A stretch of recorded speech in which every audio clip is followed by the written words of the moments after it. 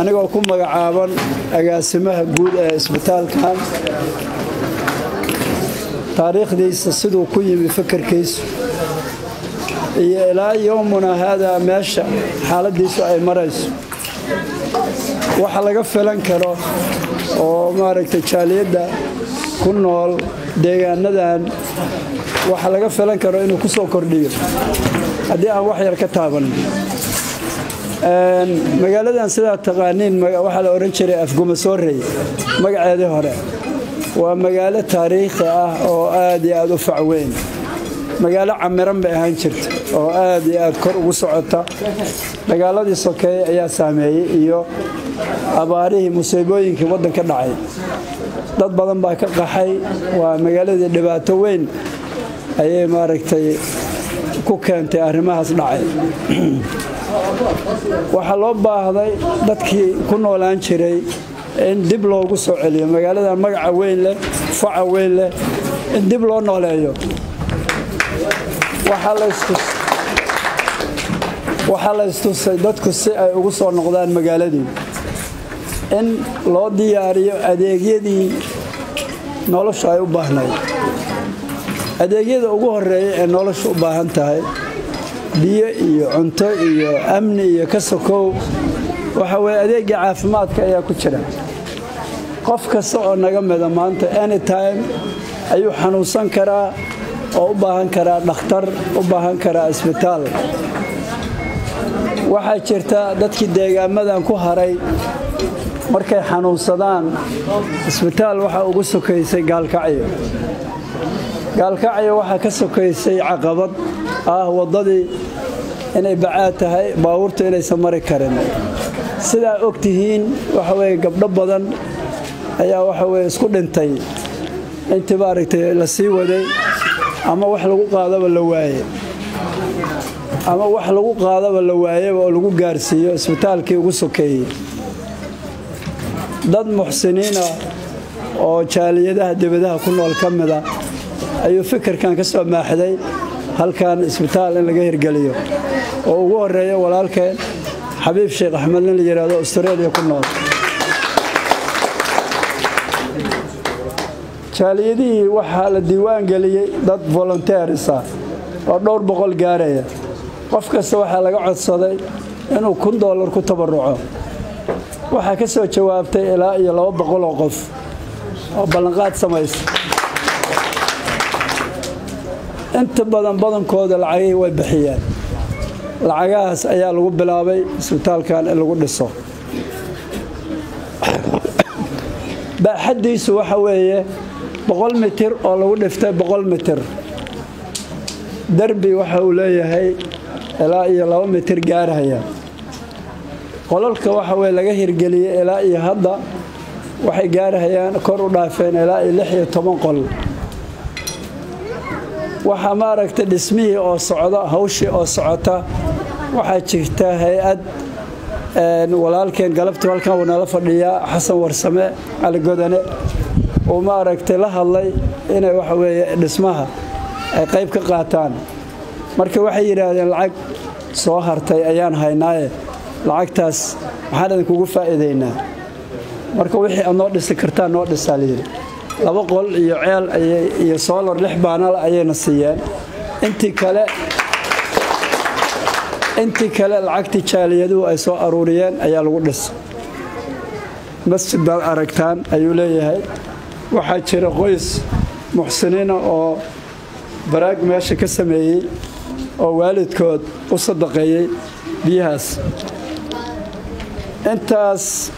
waxa maaragtay ku xiga in gadaal haddana waxyaalo kale looga daray sabalaay in maaragtay lagu bilaabo isbitaalka inta ugu sahlan oo la heli karo in la keeno waxa ka mid ah sariirta hadda deliveryga oo aan soo arkaynay waxa ka mid ah sariiro tobaneeye gaaraya waxa ka mid ah qalab aasaasi ah oo shaqada maaragtay basic ah lagu bilaabi karo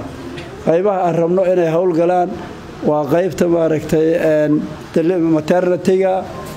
ama maaragtay umulisada qaybta maaragtay caruurta qaybta waxa weeye emergency-ga qaybta OPD-ga waxa la yiraahdo internal medicine qaybahaas ayaan rabnaa hadda inaan ku bilowno ilaa iyo hadda kharashkii isbitaalka uu ku shaqayn lahaa meel ma saarna wax yaroo maaragta dad muxsiniin oo jaaliyadihii ka soo jeeday deegaankan ay soo aruuriyeen ayaa lacag laga hayaa kuwaas ayaa intii maaragta ku sii shaqayn karta oo maaragta lagu saacidi karo shaqaalaha loogu talagalay inuu isbitaalku ku sii furmo oo ku sii shaqeeyo waxaa hortaagan isbitaalka sida arkaysaan caqabado badan inuu si fuul ah u howlgalo number 1 waxaa loo baahan yahay in meel la saaro horta shaqaalihii mushaarkoodii dhakhaatiirtii naarsiskii shaqaalihii kale caafimaadka mushaarkooda ilaa ay hadda meel ma saarna oo waa caqabada ugu weyn oo nahaysata weeyaan qalabkii uma dhammaystirna oo qalab badan ayaa wax weey ka dhiman waxa ka dhiman waxyaalo ambalaasti ayaa ka dhiman oo qofkii halkan wax looga qaban waayo dadka lagu gaarsiin lahaa isbitaalaadka ugu dhow sida gaalkacyo kale marka waxa weeye intii halkan maanta daawanaysa na maqlaysa intii halkan xaadir nala ah oo isbitaalkan danaynaysa waxaan ka codsanaynaa oo si naxariis loogu codsanaynaa ayagoo ilaahay dartiis u yeelaya wax allaal wixii isbitaalkaas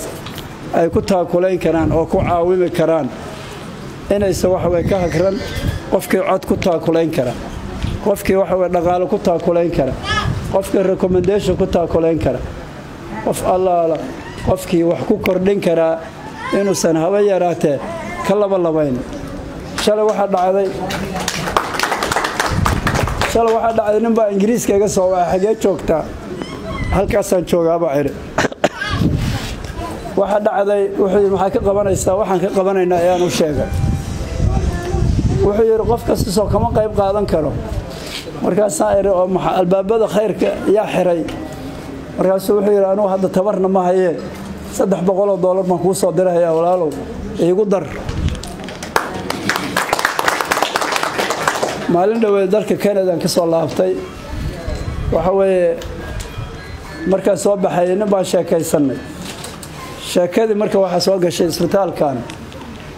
wuxuu yiri walaalow aniga hadan mana shaqeeye $150 oo Canadian hadan ku darsado ka war waxa ay khayr Allah kugu bedelo oo soo dhaweynayna $150 oo Canadian ayuu idib marka waxa weeye dadka hadii loo sheego oo maaragta baahidan ka jirta inay tahay albaab sadaqo furan oo qof kasta uu ka qayb qaadan karo waxa weeye waxaan isleeyahay dad badan oo badan ayaa ka qayb qaadan lahaa dadka miyiga laftigooda waa ka qayb qaadan karaan xilliga abaarahan iyo hadda dhibaatadan jirta markii laga baxo xoolo Ilaahay siiyo in ayaga laftigooda sadaqo la baxaan isbitaalka waxaan istusaynaa waqtiga fog inuu ku shaqayn karin free lacag la'aan inuu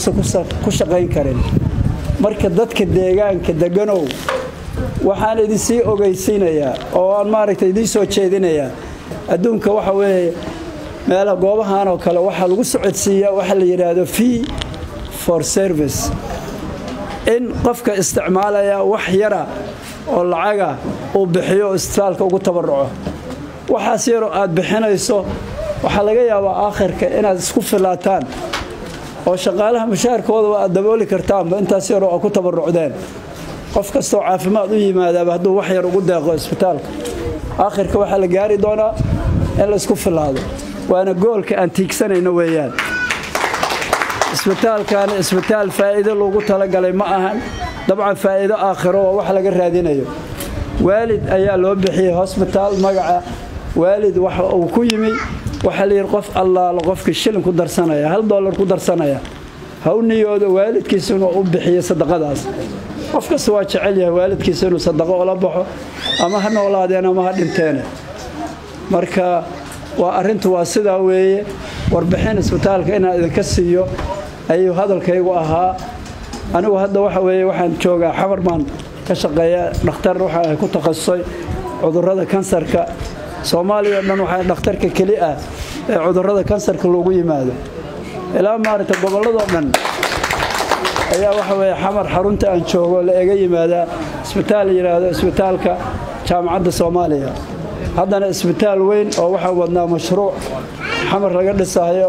oo u khaasa cudurrada kansarka hadduu ilaahay idmo oo isbitaalaadka adduunka la jaan qaadi doona asaguna waa guul maaragta noo soo hoyatay haddana isbitaalka ogaada kor baan kala soconayaa ma ahan inaan kala lug baxay